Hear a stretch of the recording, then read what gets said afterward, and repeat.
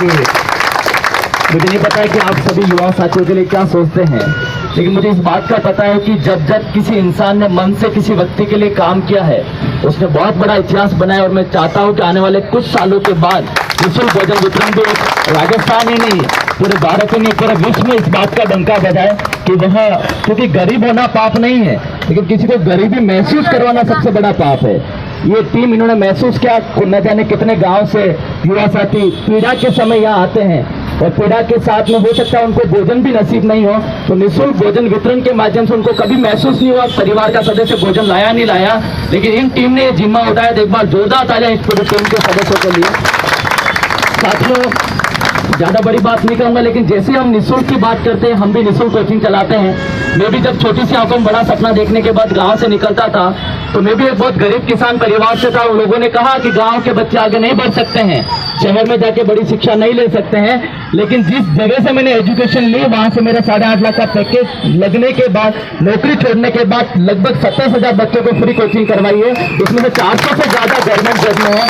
तो मुझे इस बात का गदगद होता है कि मैं गरीब घर में पैदा हुए, मेरी गलती नहीं है, लेकिन मेरे माता पिता उसी गरीब घर में रह के मर जाए तो शायद सबसे बड़ी गलती होगी। चाहूंगा कि कम से कम बड़ा काम करे या नहीं करे, ऐसा कुछ अपने आप में मन में ठाने कि आने वाले टाइम में हमारे माता पिता हम पर गर्व करें।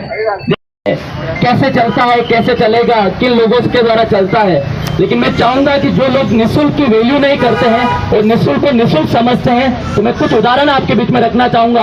हवा हमारे लिए निःशुल्क है, लेकिन एक दिन नहीं मिलेगी, शायद आपको पता चल जाएगा कि निःशुल्क कितनी बड़ी इंपॉर्टेंट चीज है। पानी हमारे लिए निःशुल्क है, लेकिन एक दिन मत पियो, पता चल जाएगा वो निःशुल्क ही कितना मूल्यवान है। रोशनी, सूर्य का प्रकाश हमारे लिए हो सकता है निःशुल्क है, लेकिन 10 दिन नहीं आएगा तो हो सकता है हम मुरझा जाएंगे। ऐसे निःशुल्क भोजनशाला है, तो मैं चाहूंगा इसकी इज्जत जरूर करें। जिस दिन इसकी इज्जत आपने मन से, प्रेम से, विचार से आपने कर ली, तो मैं आपको विश्वास दिलाता हूँ, अच्छे लोगों की कमी नहीं है, लेकिन अच्छे लोगों को प्रोत्साहन की जरूरत होती है, उनको पैसों की जरूरत नहीं होती है।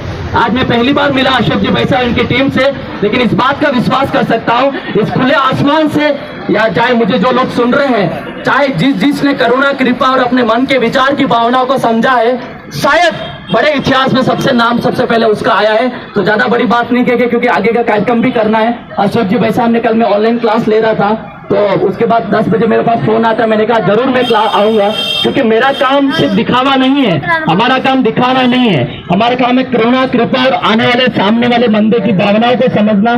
जो भी लोग भोजन लेते, कभी ये ना सोचें कि ये लोग दे रहे, हम ले रहे हैं। हमारे गांव में कहते हैं, अन्न को उगाने वाला किसान ऐसा, उसको अन्नदाता कहते हैं।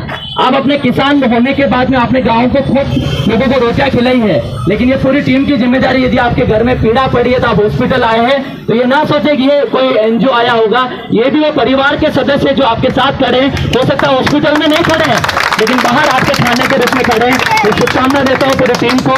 ऐसा काम ही नहीं है, फिर तो कारवा। हमारे बीच में निर्मल जी अग्रवाल साहब भी हैं, आप आगे बताइए। बहुत अच्छे लोग ने, क्योंकि मैं जब सोचा था, एक दो जनों को फोन किया, मैंने कहा कुछ लोग आगे आने चाहिए ऐसे कामों के लिए। तो बहुत बहुत धन्यवाद आप सभी लोगों के लिए, निःशुल्क भोजन वितरण के लिए।